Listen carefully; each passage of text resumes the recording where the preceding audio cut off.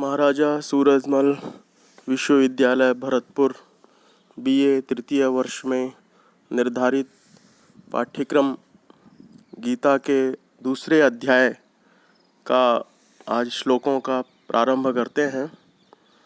दूसरे अध्याय में संजय प्रथम बोलते हैं। संजय उवाच तं तथा कृपयाविष्टम् अश्रुपूर्णाकुलेक्षणं विषीदन्तम् इदं वाक्यम् उवाच मधुसूदनः। अर्जुन को इस प्रकार देख करके संजय बोला, तम तथा कृपयाविष्टम, तम अर्जुनम, तथा उस प्रकार का, किस प्रकार का, कृपयाविष्टम आंसुओं से भरे, अश्रुपूर्णा कुलेक्षणम नेत्रों से अश्रु भरे हुए, आंखों में आंसुओं से भरे कातर नेत्रों से युक्त और करुणा से, दया से, कृपा से घिरे हुए और विषीदंतम दुखी मन से, शोकातुर अर्जुन से मधुसूदनः वाक्यम इदम उवाच। श्री कृष्ण ने यह वचन कहा या यह वचन वे कहने लगे।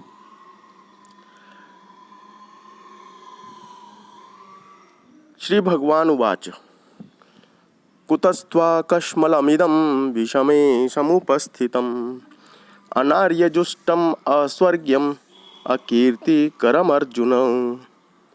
अब श्री कृष्ण अर्जुन से कहते हैं, मित्र हैं और जानते हैं, वीर है, योद्धा है, फिर भी युद्ध से क्यों घबरा रहा है, युद्ध में व्यामोह की स्थिति में क्यों आ रहा है। कुतस्त्वाकश्मलम् इदम्, हे अर्जुन, तुझे ये इस विषम परिस्थिति में ये पाप कहाँ से आ गया। ये श्रेष्ठ पुरुषों के द्वारा सेवन करने योग्य नहीं है। आर्य का अर्थ श्रेष्ठ है और यहाँ अनार्य जुष्टम शब्द का प्रयोग है। जुषी धातु प्रीति और सेवन के अर्थ में है। जुषी प्रीति सेवनयो, तो अनार्य का अर्थ हुआ जो आर्यत्व, श्रेष्ठत्व के गुण हैं, उनके विपरीत जो व्यवहार करने वाला है, उनका सेवन करने वाला है। अस्वर्ग्यम, ये स्वर्ग को, परलोक में अथवा सुख विशेष को प्राप्त कराने वाला भी नहीं है। अकीर्तिकरम, और ये युद्ध न करना आपके लिए, तुम्हारे लिए कीर्तिकर भी नहीं है, यश प्रदान करने वाला भी नहीं है। हे अर्जुन, इस युद्ध क्षेत्र में, रण क्षेत्र में, दोनों सेनाओं के बीच में तुम्हें व्यामोह की स्थिति में देखकर, ये इस प्रकार का विषम परिस्थिति में, ये रण क्षेत्र में पाप कहाँ से आ गया। और फिर श्री कृष्ण अपने मित्र अर्जुन को कहते हैं, कुतस्त्वा क्लैव्यम मास्मगमः पार्थ नैतत्त्वय्युपपद्यते क्षुद्रम हृदय दौर्बल्यम त्यक्त्वा उत्तिष्ठ परंतप। हे पार्थ, हे शत्रुओं को तपाने वाले, शत्रुओं को मन में, हृदय में डर बिठाने वाले, शत्रुओं को हराने वाले, परास्त और पराजित करने वाले, हे श्री कृष्ण, हे पार्थ, क्लैव्यम मास्मगमः पार्थ, तुम क्लीवता को, कायरता को, नपुंसकता को प्राप्त मत हो। यह तुम्हें नैतत्त्वय्युपपद्यते, यह तुम्हें शोभा नहीं देती है। क्षुद्रम हृदय दौर्बल्यम त्यक्त्वा उत्तिष्ठ परंतप, हे शत्रुओं का नाश करने वाले, शत्रुओं को तपाने वाले, हृदय की क्षुद्र दुर्बलताओं को छोड़कर युद्ध के लिए तुम खड़े हो जाओ। ये सीधे सीधे संवाद है अर्जुन से श्री कृष्ण का। और ये बड़ी महत्वपूर्ण बात है कि श्री कृष्ण अर्जुन की बात सुनकर के जितना उसने अभी तक कहा, सबसे प्रथम जो वाक्य कहे गए हैं वह उसको बड़े हतोत्साहित करने वाले हैं कि तुम्हारा ये व्यामोह जो है वह उचित नहीं है, ये क्षत्रिय धर्म के अनुरूप नहीं है। और नपुंसक कायर जैसे शब्दों का प्रयोग करके उस मन स्थिति को, उस व्यामोह को झटकने की चेष्टा की है।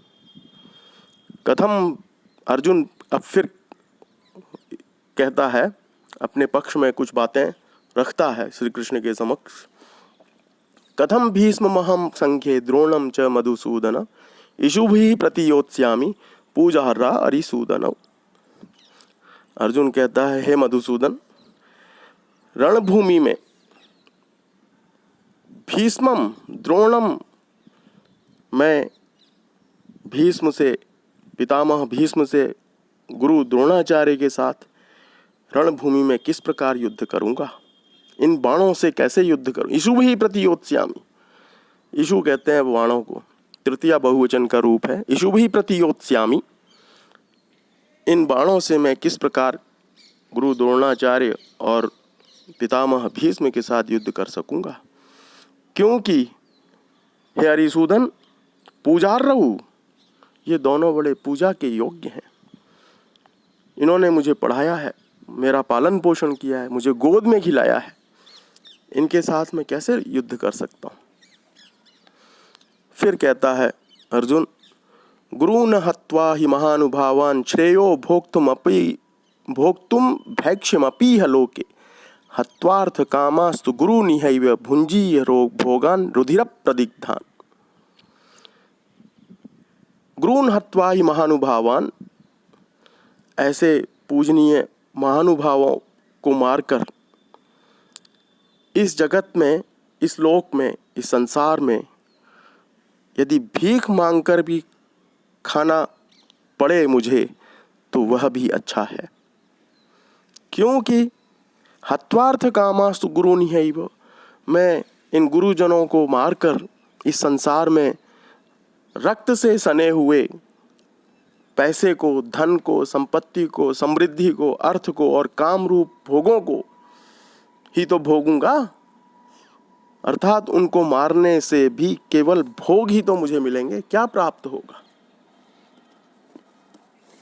तब वो अर्जुन अपना पक्ष रखते हुए फिर कहता है, न चैतद विद्मः कतरन्नो गरीयो यद्वा जयेम यदिवा न जयेयुः यानेव हत्वा न जिजीविषामः तेव स्थिताः प्रमुखे धार्तराष्ट्राः। न चैतद विद्मः कतरन्नो गरीयो, मैं यह नहीं जानता कि मेरे लिए क्या करना अच्छा है।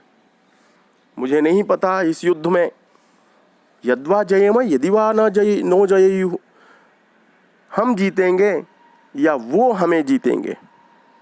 यानेव हत्वा न जिजीविषामः, जिनको मारकर मैं जीने की इच्छा भी नहीं करना चाहता, जीवित भी नहीं रहना चाहता, वे ही ते अवस्थिताः प्रमुखे धार्तराष्ट्राः, वे ही धृतराष्ट्र के पुत्र मेरे सामने युद्ध के लिए खड़े हैं। किस प्रकार युद्ध करूं। कार्पण्य दोषोपहतः स्वभावः पृच्छामि त्वां धर्म सम्मूढ़मिचेताः यच्छ्रेयः स्यान्निश्चितं ब्रूहि तन्मे शिष्यस्तेऽहं शाधि मां त्वां प्रपन्नम्। कार्पण्य दोषोपहतः स्वभाव, कायरता रूपी दोष से नष्ट हुए स्वभाव वाला और धर्म का निर्णय करने में सम्मूढ़ चेता, मोहित चित्त वाला, विक्षिप्त वृत्ति वाला, अस्थिर चित्त वाला मैं आपसे पूछता हूँ। यच्छ्रेयः स्यान् निश्चितं ब्रूहि तन्मे, जो मेरे लिए कल्याणकर है, हितकर है, जो बात हो वही मुझे बतलाइए। तन्मे शिष्यस्ते हम शाधि माम त्वाम प्रपन्नम, मैं आपका शिष्य हूँ, आपकी शरण में आए हुए मुझको आज मुझ दास को आप उपदेश कीजिए, क्या करूं मैं।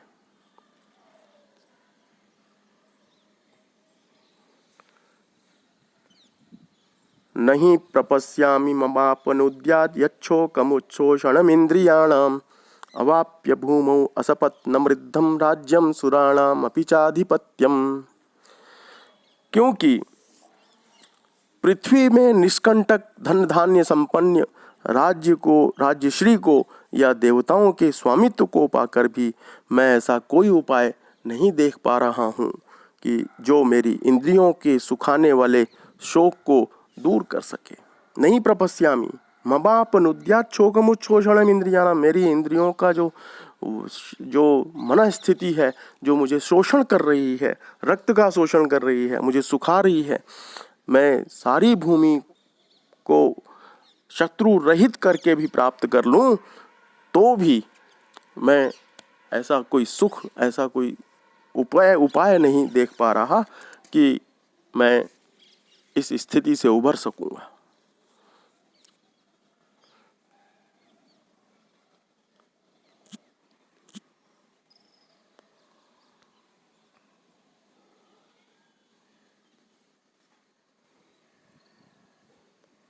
आज के लिए इतना ही बहुत है।